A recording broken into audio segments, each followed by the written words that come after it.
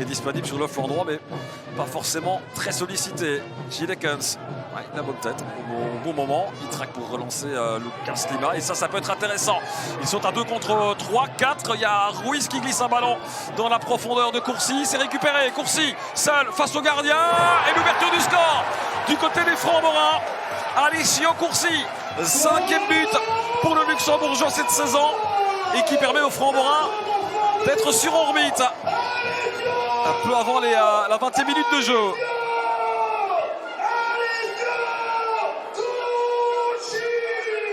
Totalement mérité pour les Francs-Morins, soyons clairs. Ils ont la possession, ils ont l'efficacité, ils ont eu des demi-occasions depuis le coup d'envoi de cette rencontre. Et ici, quel grand travail de la part de Ruiz qui loupe sa première passe, pas assez profond. Regardez le travail important de récupérer. De Soleil, Xavier Guis et Abid qui vient presser le gardien. Ça va être quoi? Ça va être une carte jaune. Allez, on va voir ce qui s'est passé. C'est bel et bien dans le grand rectangle.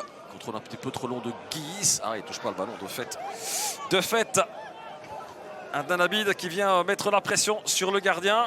Averti qui plus est. Et qui provoque lui-même le pénalty qu'il va devoir affronter maintenant. Et de la situation. Allez, le pénalty à suivre pour permettre aux Limbourgeois de revenir à hauteur des Francs-Morins.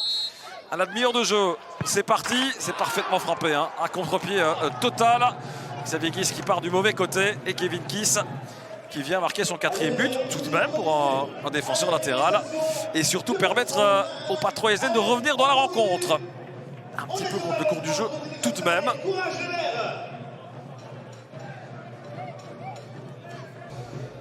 Devant à la fin de cette première période. C'est sans compter sur la grosse erreur de Xavier Guis, mais c'est pas le seul à avoir commis d'erreur. C'est tout le secteur défensif là qui a joué à la baballe. Attention à cette récupération Penax avec Abid, le ballon chez Sarfo, la frappe et le but pour Raphaël Sarfo.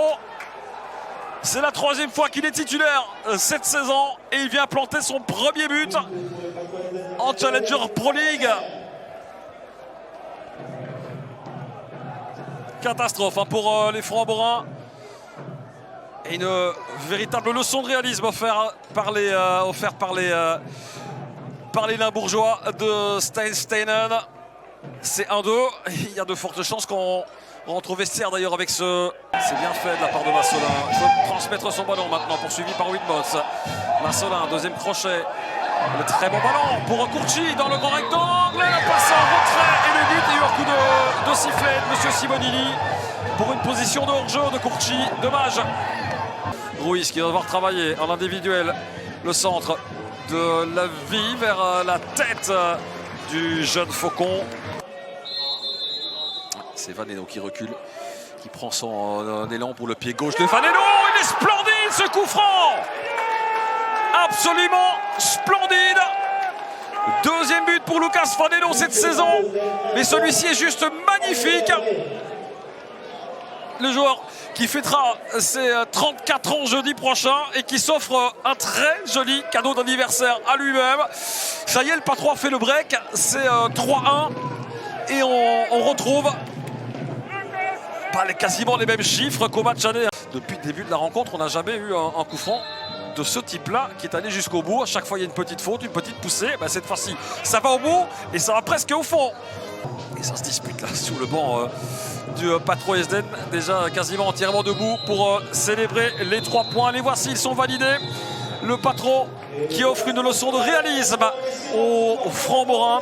Certes les occasions, certes les tirs,